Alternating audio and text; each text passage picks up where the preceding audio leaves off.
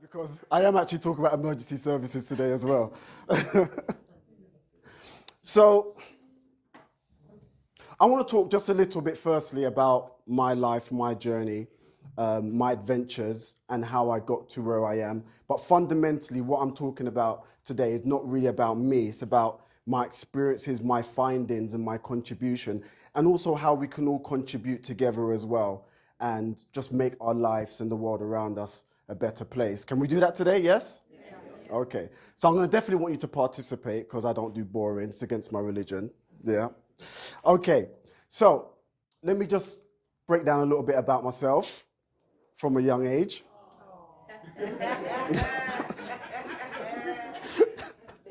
Missing teeth and all. So we all have a picture like this, or most of us do. But I would assume we all kind of have a picture like this. And that picture, when I look back at it, I see innocence. I see vulnerability. That's what I see. But also, because I know me, I also see trauma. How many pictures do you have that when you look at it, you see something that other people don't see? Because it's uniquely effective and close to you. So where did this trauma come from? I originally came from Brixton, Stockwell Park Estate. And for those who know, going back into the 80s, 90s, even 2000s, Brixton and Stockwell Park Estate was a war zone for all different reasons. And that innocent boy who just wanted to play with his toys had to navigate through the war zone. And sometimes in life, if you don't know how to deal with an environment, you end up becoming a product of that environment. If you don't have the skills or the ability to navigate an environment, you become a product of that environment. And so there's something about estates overall that you can't escape what is going on beside you. You can't escape the trauma that lives on top of you. You can't escape the trauma that lives beside you, and you can't escape the trauma that lives underneath you. And when you're in a vulnerable state in your life, maybe it's because of age, or maybe you don't have the level of intelligence to navigate it, or you don't have certain type of resilience to find a way to fight it, at some point it will seep into your world and it will seep into your life. And so in my case, it became dealing with this for the best part of 15 to 18 years, every single day of my life. And then it moved on to, I actually lived on top of here. So that's Bedwell House. So underneath Bedwell House was garages. And every now and then, whoever knows Stockwell Park Estate garages, if there's something going on, someone may die underneath there, you're living on top of that. You know, you're dealing with all different kind of things that you're living on top of. And so it becomes pivotal moments. So we all have pivotal moments in our life. So I remember at a young age, I had a child and my child died. So I was 15 years old when I first had my first child and my child died. And that was a pivotal moment, the way that I started to think and look at life. But something else happened just before then that even affects me up until this moment today. My mum and dad was together, and to me, I saw a loving home. I was about 4 years old.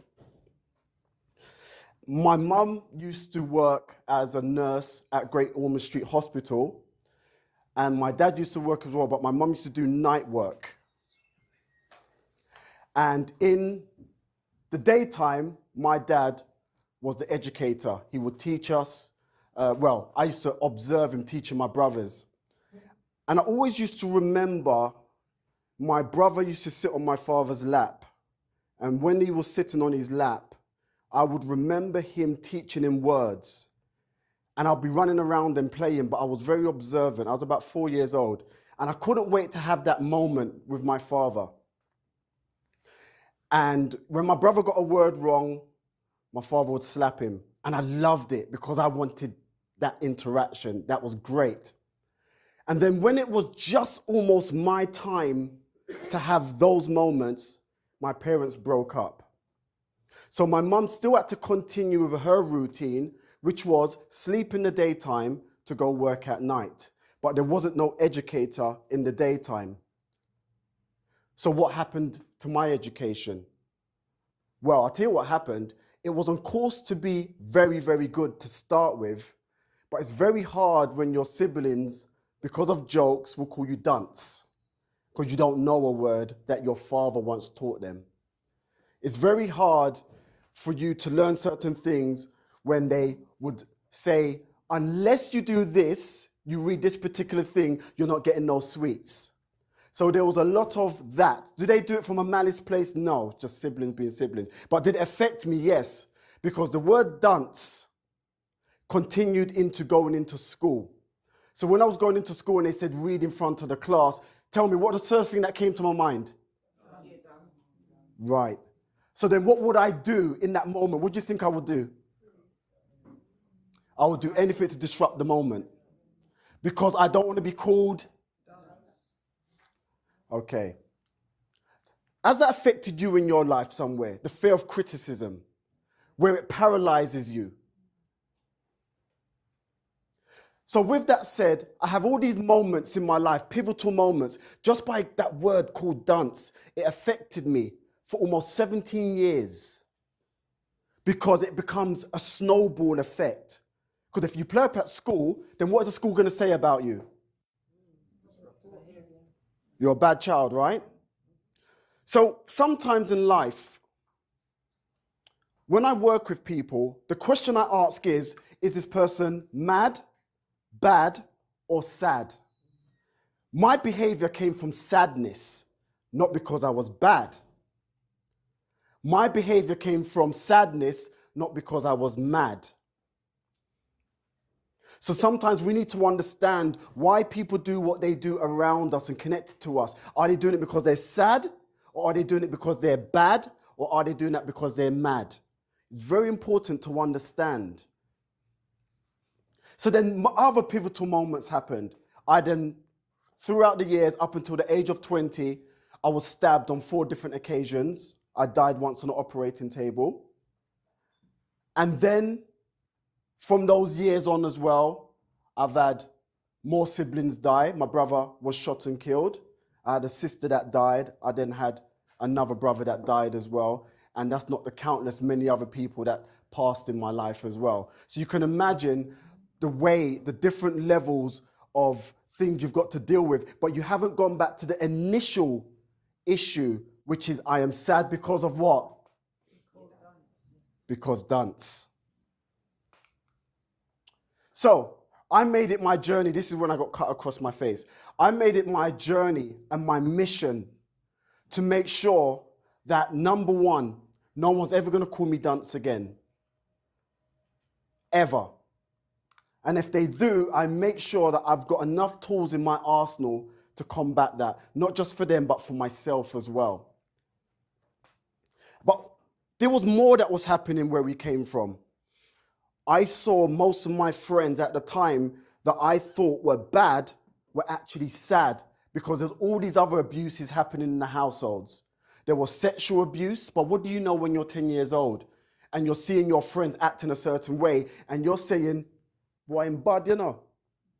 But he's not bad, he's sad. But we don't know because we're not educated enough to know and to understand what is going on with the people beside us. So I made it my mission to travel as far as I can go to learn human behavior in my own type of way, because I was still dealing with dunce. So I wanted to retain information in my way, under my terms, under my conditions. But I wanted to serve people. I wanted to help people. I wanted to build people up, to never be under the tyranny of another person's critical views. So then I made it my duty to study human behavior. I traveled so many different places in the world. I then started to interview people and talk to people. One of our brothers is back there. And I wanted to find out, what was their trauma like? How can I help their trauma? I spoke to doctors. Since 2010 up until now, I've spoken to thousands and thousands of people in all different professions to understand, why are you going through what you're going through? And what I discovered wasn't even close to what I anticipated. I spoke to doctors about their depression and why doctors have some of the highest suicide rates. I spoke to people about the feeling of fear that paralyzes them. I spoke to others who also went through trauma. This gentleman here spent 36 years in prison, all because he was abused as a child and people saw him as bad. So they kept on moving him from one home to another, but he was really sad. And so he just went from one place to another until he was locked away for 36 years. Spoke to all different types of people. Big Nasty there, really wears a top. And also I spoke to people who had suicidal ideation and suicidal tendencies. And I spent thousands of hours reading books, talking to people, learning people, and in the process understanding myself. And so many places, I've done so many different talks now. I've done so many different workshops. You know, I've done outreach work in America, different parts of America. That's Brooklyn there, Vegas. This man right here was a multi-millionaire. He went to Vegas, and when he went to Vegas, he was going through a depression. He was depressed, so he thought, let me go to Vegas to try and just get rid of that depression. Let me have some fun times. And he lost all of his millions in Vegas, and now he lives underneath the Vegas Strip. This is what happens when you don't have a support system around you, and it's even worse sometimes. You've got the money where it's not controlled and contained. I also have done so many different workshops. Thank you to Keith, by the way, and CK. I've done talks to some amazing people. Oliver's introduced me to amazing people. I've also sat down with different tribes and looked at conflict resolutions, etc. So I've traveled to so many places around the world. I've sat down with MPs and politicians in different countries, and I've worked with companies and organizations. This all stems from dunce. So then I created a book, and the book was a collection. Come, no problem, come in. It's perfectly fine. Everyone can hear you anyway.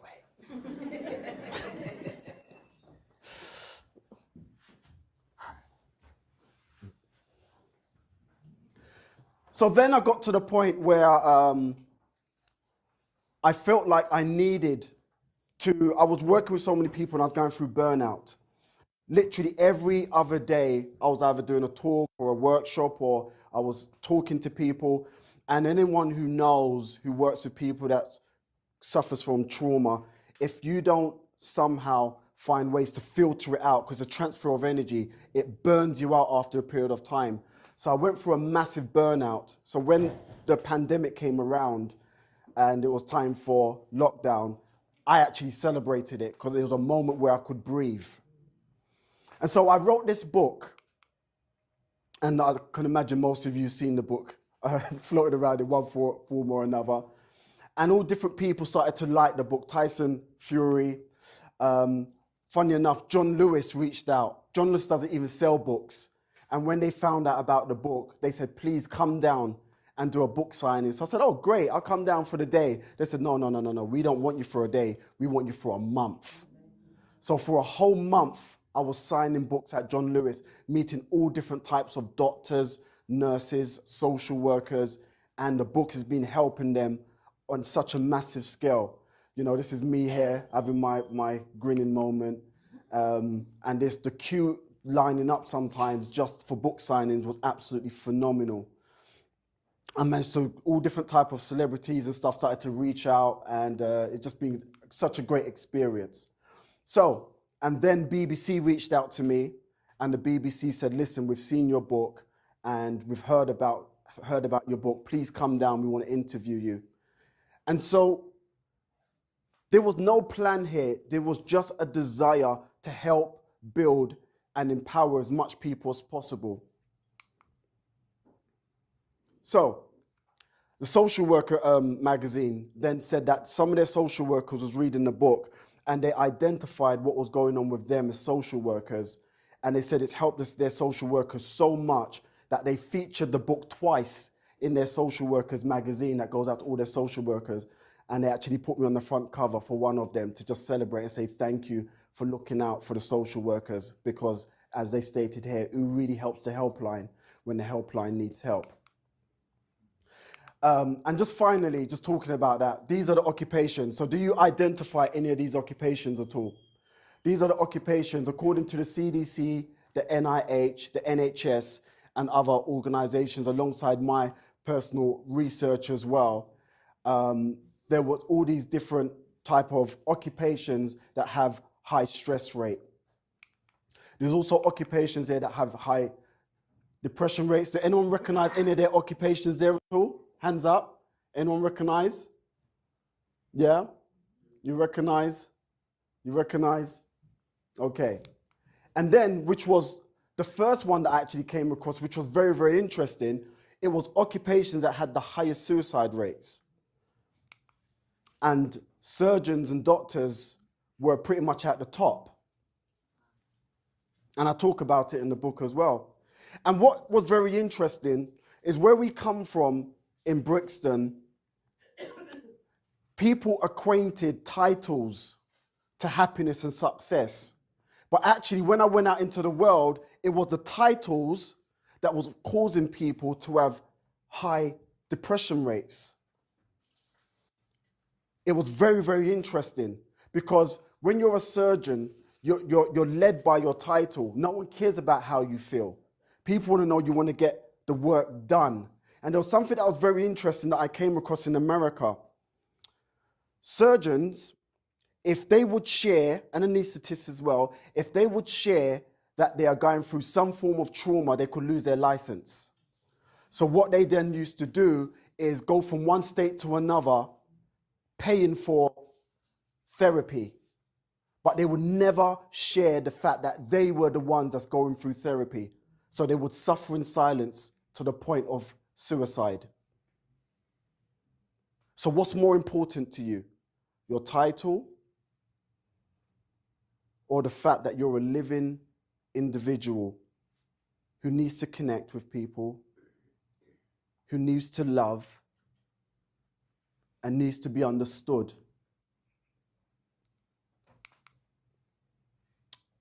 Since 2010, looking at our analytics, I've now, in one form or another, has helped 1.2 million people globally. So the mission now is to get 10 million people in the next year or two, because we're now creating an app that's going to now help people that are suffering in silence.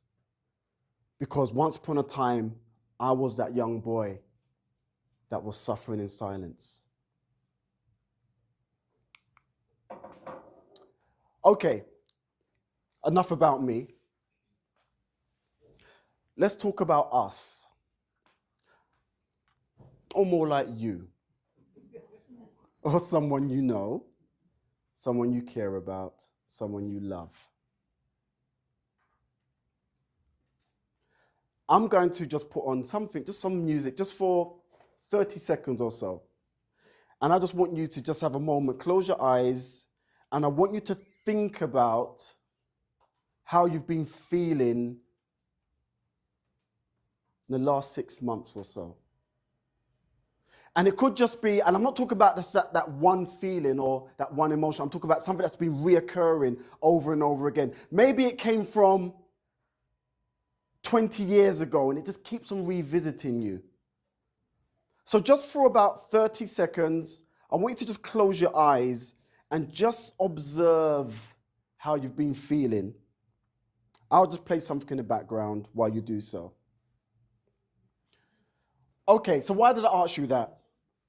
Because the first stage of our growth and understanding people is to know what exists and what doesn't exist. What is happening within us, what is happening around us, and what is happening to us.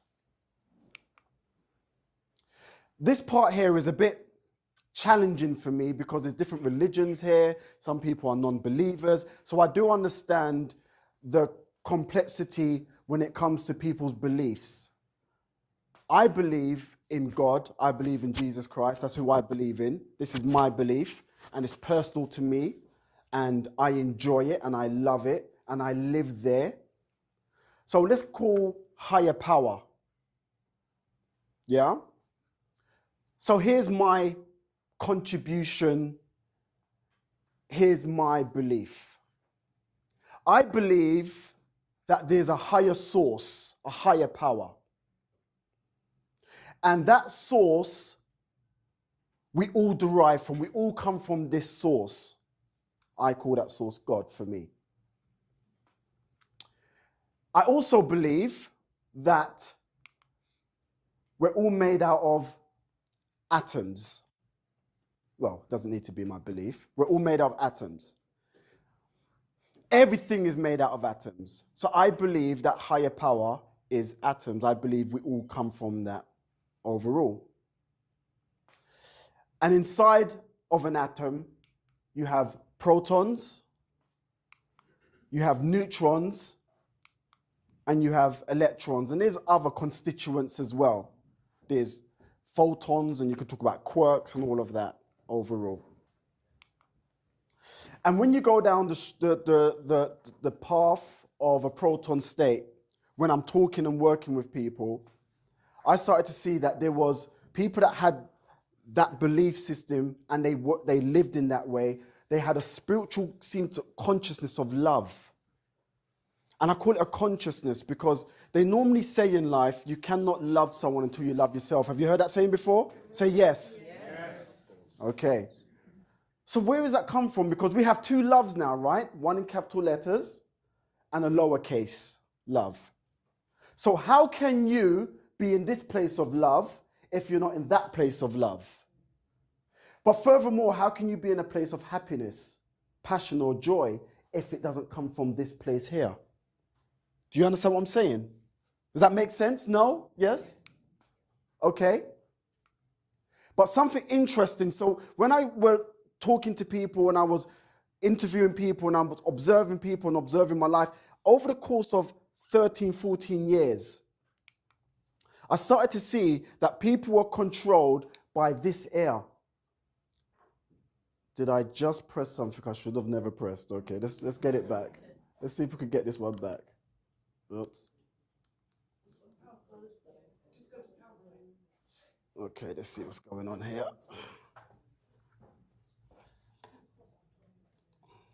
Oh. We back? Okay. So, no problem.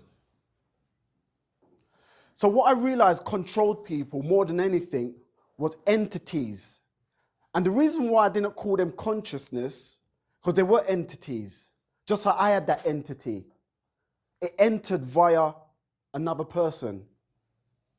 And it can enter your world in all different type of ways. So what are these entities? You have the entity of criticism. What would you say? Would you say that's been affecting you?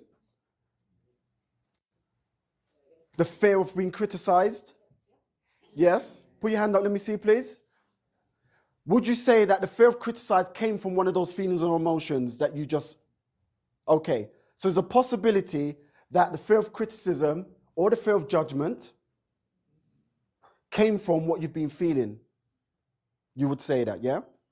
Okay. How about the fear of poverty? Has it been controlling the way you've been thinking and feeling? Yes? Let's see your hands if it has. Okay. So now we're finding the root cause or a part of the root cause that's been making you feel what you've been feeling. Is that correct? Is it fair to say that? Yes? Okay. How about the fear of death? Anyone being controlled by the fear of death? Mortality?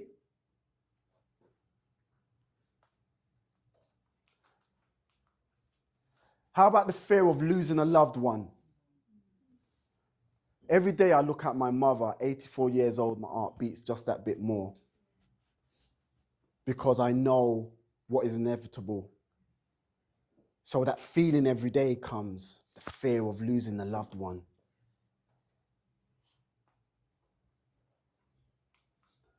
Then you have the fear of ill health. Has anyone been struggling with that fear of ill health? Okay.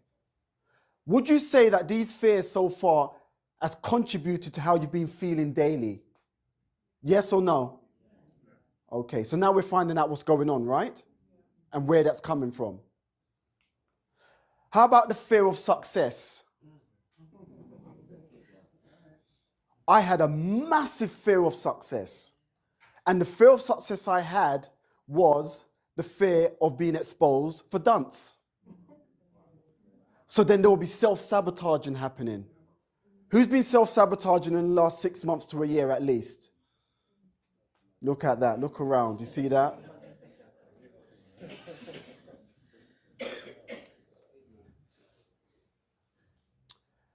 How about the fear of old age, feeling like you're getting older? Yeah. Own it, Parvis, own it. I don't have no fear of old age, it's just called hair dye.